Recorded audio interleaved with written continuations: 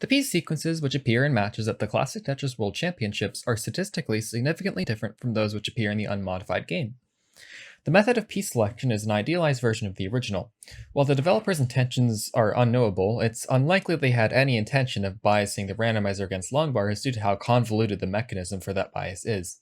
There would have been much easier ways to make the game unfair than to have the internal IDs for spawn orientations be unevenly distributed in terms of their remainders when dividing by 7. Well, the effect of that distribution in the original game is that I and L pieces come up slightly less often, and T and S pieces come up slightly more often. For every 32 O's, you're expected to get 33 T's and 31 I's. The CTWC does not involve the spawn orientation IDs in its piece selection algorithm, and this means there is no such bias. The other key difference is not as clear-cut of a bug fix. In the original game, there is a protection against repeated pieces, where if it tries to generate a piece which is the same as the last, it discards it and generates a new piece. If that one's a repeat, then it will give that one to you, but this obviously reduces the odds of floods of a single repeating piece.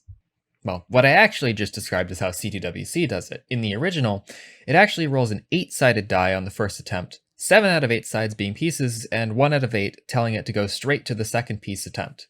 This adds in slightly more repeat pieces since you get to the pure random choice 25% of the time instead of 14% of the time, as it is in CTWC.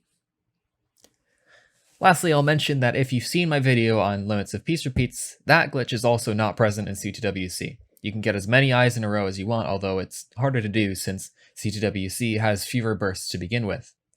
But general summary, CTWC has an even distribution of pieces with fewer repeats than in the original game, or in effect, easier RNG.